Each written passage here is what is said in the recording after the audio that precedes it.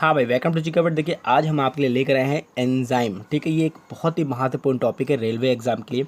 आप NTPC exam देने जा रहे हैं, रेलवे ग्रुप डी एग्जाम देने जा रहे हैं, रेलवे जेई एग्जाम देने जा रहे हैं, या फिर आप रेलवे का कोई भी एग्ज़ाम देने जा रहे हैं, तो ये टॉपिक आपके लिए काफ़ी इंपॉर्टेंट है। क्योंकि अगर आप पिछले एग्ज़ाम देखेंगे तो यहाँ से क्वेश्चन आपको श्योरिटी देखने को मिलेंगे। तो जितने भी महत्वपूर्ण एंजाइम हैं जहाँ से क्वेश्चन बनते हैं वो आज आपको इस वीडियो में कवर करा दिया जाएगा। वीडियो को शुरू से लेकर लास्ट तक देखिएगा। इसके बाद एक छोटा सा मॉक टेस्ट भी है इस वीडियो के नीचे, तो जो क्वेश्चन आप अभी देखेंगे उसका थोड़ा सा क्यूज़ भी हम लेंगे। अगर आपने अच्छे से इसे तैयार कर लिया तो आपके 1 से 2 नंबर यहाँ से आपको मिल जाएंगे। ठीक, और याद रखिएगा ये एक ऐसा टॉपिक है जो मोस्टली रेलवे एग्ज़ाम में पूछा ही जाता है। ठीक है, तो देखिए पहले हम बात कर लेते हैं एंजाइम होते क्या है। देखिए ये हार्मोन्स नहीं होते हैं, ठीक है, ये विटामिन्स नहीं होते हैं और ये प्रोटीन्स नहीं होते हैं। तो एक चीज़ आपको याद रखना है कि विटामिन, हार्मोन्स और प्रोटीन ये नहीं हैं, क्योंकि इनकी अपनी अलग प्रवृत्ति होती है। ठीक है, तो एंजाइम जो हैं याद रखिएगा शरीर के विभिन्न भागों में बनते हैं और इनका वर्क क्या होता है, मोस्टली याद रखिएगा पाचन में ये सहायक होते हैं। जितना भी हम खाते पीते हैं उसके पाचन में सहायक होते हैं एंजाइम। यानी हम बोल सकते हैं कि मेटाबॉलिज्म जितनी भी क्रियाएं हैं उनमें ये भाग लेते हैं। ठीक है, तो देखिए एक क्वेश्चन जो है मोस्टली बनता है, देखिए मैं आपको कंफर्म भी कर दे रहा हूँ। देखिए जैसे हमारे शरीर में जो प्रोटीन होते हैं ये प्रोटीन के व्युत्पन्न होते हैं, यानी जस्ट प्रोटीन के अपोजिट होते हैं। ये क्वेश्चन बनता है कि प्रोटीन के व्युत्पन्न कौन होते हैं, तो याद रखिएगा प्रोटीन के व्युत्पन्न होते हैं एंजाइम्स। ठीक है, फिर एक क्वेश्चन और पूछा जाता है कि क्या एंजाइम किसी रासायनिक क्रिया को स्टार्ट कर सकते हैं, या क्या एंजाइम किसी भी रासायनिक क्रिया को ख़त्म कर सकते हैं। तो आपका आंसर क्या होगा, नो। ठीक है, क्यों? क्योंकि एंजाइम ना ही किसी रासायनिक क्रिया को शुरू कर सकते हैं, ना ही किसी रासायनिक क्रिया को ख़त्म कर सकते हैं। हाँ, लेकिन किसी भी रासायनिक क्रिया में क्या है, ये परिवर्तन ला सकते हैं। परिवर्तन मतलब यानी इसे जो है तेज़ भी कर सकते हैं और स्लो भी कर सकते हैं। यानी उत्क्रमणी क्रिया है इनकी, स्लो भी कर सकते हैं, तेज़ भी कर सकते हैं, पर ये किसी को ना स्टार्ट कर सकते हैं और ना ही किसी चीज़ को ख़त्म कर सकते हैं। ठीक है, तो ये चीज़ आपको याद रखनी है। फिर एक क्वेश्चन और पूछा जाता है कि क्या एंजाइम ख़त्म होते हैं। तो आपको याद रखना है कि एंजाइम क्या है, रासायनिक क्रियाओं के बाद जो के त्यों बने रहते हैं, यानी ये ख़त्म नहीं होते। ठीक है, तो ये कुछ क्वेश्चन जो मोस्टली एंजाइम से पूछे जाते हैं वो मैंने आपको ओरली बता दिया। ठीक है, तो आप इस चीज़ों को याद रखिएगा।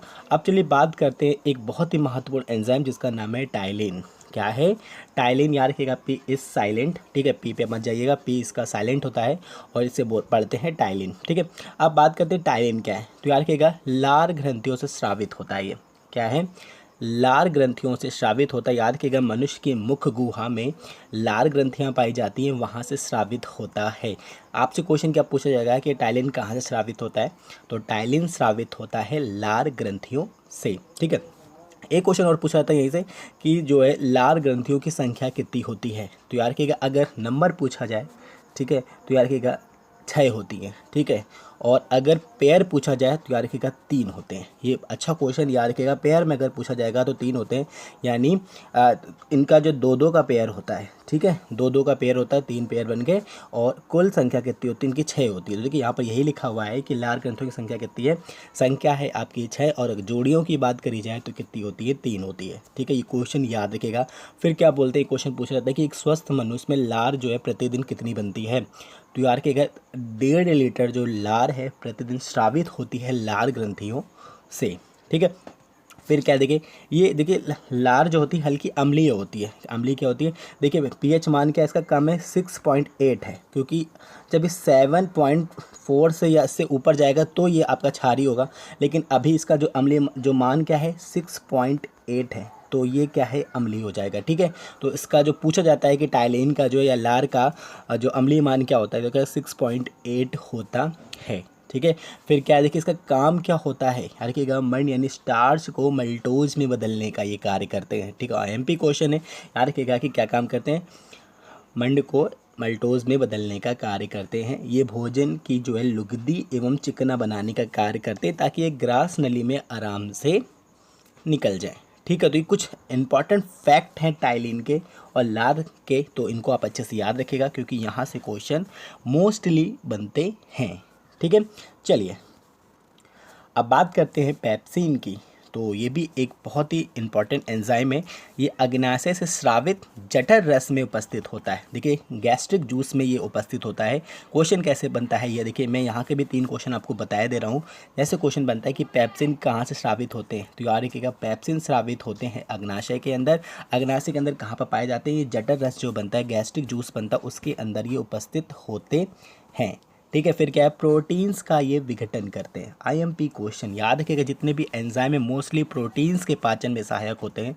तो ये क्या करते हैं, प्रोटीन्स का विघटन करते हैं। याद रखिएगा कि मनुष्य जो है डायरेक्ट प्रोटीन्स को नहीं पचा सकता, तो ये क्या करते हैं, प्रोटीन्स का विघटन करते हैं, यानी इन्हें तोड़ देते हैं और टूटे हुए जो प्रोटीन्स है वो आराम से पच जाते हैं हमारे शरीर के अंदर। ठीक है, देखिए कैसे क्या है, प्रोटीन्स प्लस पेप्सिन, यानी अगर हम क्रिया कराते हैं प्रोटीन प्लस पेप्सिन के साथ, तो ये किस चीज़ में तोड़ देता है, करेगा ये आपका प्रोटीओजेज और पेप्टोन्स। ठीक है, ये दोनों में ही क्या है, इन्हें तोड़ देता है और ये आराम से पच जाते हैं। ठीक है, सभी इंपॉर्टेंट हैं, याद रखिएगा। मैं इनका मॉक टेस्ट जब आपको स्पेशली कराऊंगा, बहुत सारे क्वेश्चन इसमें बनाऊंगा, तो फिर आप लोग आराम से वहाँ पर इसे कर लेंगे। ठीक है, फिर बात करते हैं ट्रिप्सिन की। ये भी बहुत बार पूछा जाता है। याद रखिएगा छोटी आंत के प्रारंभिक भाग में निर्मित होता है। आईएमपी क्वेश्चन है, क्यों, क्योंकि मोस्टली पूछा जाता है कि ये कहाँ स्रावित होते हैं। तो याद रखिए कहाँ पर, छोटी आंत के प्रारंभिक भाग में। ठीक है, क्या है, प्रोटीन छोटी आंत के प्रारंभिक भाग में निर्मित होते हैं, यानी स्मॉल इंटेस्टाइन के जो सबसे प्रारंभिक भाग होता है वहाँ पर ये जो है बनते हैं। ठीक है, इनका जो पीएच मान क्या है, याद रखिएगा क्षारीय होती है ट्रिप्सिन, क्योंकि पीएच मान देखिए क्या है, और याद रखिएगा बहुत ज़्यादा ये क्वेश्चन पूछे जाते हैं। 7.8 होता है ट्रिप्सिन का पीएच मान, और ये भी क्या होते हैं, प्रोटीन्स के पाचन में सहायक होते हैं। देखिए मैंने आपसे बोला ना, जितने भी एंजाइम होते हैं मोस्टली क्या होते हैं, प्रोटीन्स के पाचन में सहायक होते हैं। देखिए प्रोटीन्स और प्लस ट्रिप्सिन को अगर हम लोग मिलाते हैं तो क्या बनता है, पेंटाटोस बनता है, फिर क्या बनता है, प्रोटीएजेस बनता है, और पॉलीपेप्टाइड्स बनता है। और ये क्वेश्चन बहुत बार पूछा जाता है कि पॉलीपेप्टाइड्स जो है किनके विघटन से बनता है, तो देखिएगा प्रोटीन्स और ट्रिप्सिन्स के विघटन के उपरांत बनता है पॉलीपेप्टाइड्स। ठीक है, चल नेक्स्ट है आपका कि एमाइलोसिप्सिन। ठीक है, ये कौन सा एंजाइम है, देखिए ये क्या करता है, ये भी क्या है, अग्नाशय से स्रावित होता है। मोस्टली क्वेश्चन पूछे जाते हैं क्या है, अग्नाशय से स्रावित होता है। और याद रखिएगा आईएमपी क्वेश्चन है कि कार्बोहाइड्रेट के पाचन में सहायक होता है। ठीक है, तो ये एक तो टॉपिक है, आपको याद रखने हैं। फिर क्या है, लाइपेज, इसका भी देखिए याद देख लेते हैं। ये भी कहाँ से स्रावित होता है, अग्नाशय से, स्टमक से स्रावित होता है और वसा के पाचन में सहायक होता है। अगर आपसे क्वेश्चन पूछ ले कि लाइपेज किसके पाचन में सहायक होता है, तो वसा के पाचन में सहायक होता है लाइपेज। और स्रावित कहाँ से होता है, यानी कहाँ पर ही बनते हैं, तो याद रखिएगा अग्नाशय यानी स्टमक में ये बनते हैं। ठीक है, फिर क्या है, एरेप्सिन जो है, इसको भी काफ़ी अच्छा क्वेश्चन, ये भी कई बार पूछा जाता है। तो रखिएगा आंतरीय रस है ये, क्योंकि साधारण भाषा में इसको बोलते हैं आंतरीय रस, यानी आंतों में ये भी बनता है। एलियन से स्रावित होता है, ये आंत का एक भाग होता है जहाँ पर ये स्रावित होता है। और ये क्या है, ये भी हैं प्रोटीन्स के पाचन में सहायक। ठीक है, इंपॉर्टेंट क्वेश्चन हम सभी हैं, आप लोग थोड़ा सी समझ कर चलिए, याद करके चलिए। ठीक है, फिर बात करते हैं रेनिन की। तो याद रखिएगा अग्नाशय से ये भी स्रावित होते हैं। पूछा जाएगा आपसे क्वेश्चन, रेनिन कहाँ से स्रावित होते हैं, तो याद रखिएगा अग्नाशय से ये भी स्रावित होते हैं। ये भोजन के कठोर कणों को गलाने का कार्य करते हैं। यदि हमारे शरीर में कोई ऐसा कठोर टुकड़ा चला गया है तो उसे ये जो है पचाने में सहायक होते हैं। मोस्टली ये हड्डियों को पचाने में सहायक होते हैं, क्योंकि जो मांसाहारी जंतु होते हैं उनके पेट में रेनिन बहुत पाया जाता है। ठीक है, जैसे कुत्ते हैं, बिल्लियां हैं, इन क्योंकि ये अक्सर क्या है, जानवरों की हड्डियां भी खा जाते हैं, तो ये हड्डियों के पाचन में सहायक होते हैं। मोस्टली सभी स्तनधारियों में पाया जाता है और ये भोजन के कठोर कणों को क्या करता है, पचा देता है। ठीक है, कहाँ बनता है, फिर से मैं बताऊँगा, स्टमक में बनता है। और मानव शरीर में कुल कितनी जोड़ी, आप देखिए, अब बात कर लेते हैं थोड़े सी मॉक टेस्ट की। ठीक है, देखिए ये मैंने जो क्वेश्चन ऊपर बताए हैं आपको, बस वही का मॉक टेस्ट है, तो इसको थोड़ा सा ध्यान रखिए कितना आपको याद हो गया। ठीक है, क्या बोल रहे, मानव शरीर में कुल कितनी जोड़ी लार ग्रंथियां पाई जाती हैं।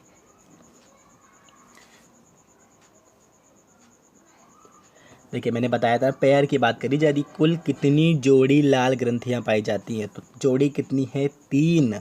और अगर संख्या पूछते तो 6, तो करेक्ट आंसर क्या है, 3 है। ठीक है, मैंने अभी ऊपर आपको बताया। देखिए मॉक टेस्ट 5-6 क्वेश्चन है, क्योंकि ये आपको अच्छे से याद होने चाहिए। हाइड्रोक्लोरिक अम्ल का निर्माण होता है, बहुत ही इजी क्वेश्चन। इसका आंसर आप मुझे कमेंट करके बताएंगे कि हाइड्रोक्लोरिक अम्ल का निर्माण कहाँ होता है। बहुत ही बेसिक क्वेश्चन है, सभी लोग जानते होंगे, तो इसका आंसर आप मुझे कमेंट करके बताएंगे। फिर बात करते हैं एंजाइम की जो रासायनिक क्रिया को विघटित करते हैं, प्रारंभ करते हैं, अंत करते हैं या अपरिवर्तित करते हैं। ये क्वेश्चन भी मैंने भी आपको ऊपर ही बताया। देखिए मैंने आपको बताया ना ये खत्म कर सकते हैं, ना ये प्रारंभ कर सकते हैं, ना ये मतलब विघटित कर सकते हैं, कुछ नहीं कर सकते हैं। ये सिर्फ क्या करते हैं, अपरिवर्तित कर सकते हैं, यानी तेज और धीमा कर सकते हैं बस। नेक्स्ट क्या है कि प्रोटीन्स के बचे अवयवों को अमीनो अम्ल में बदलने का कार्य करते हैं। IMP question.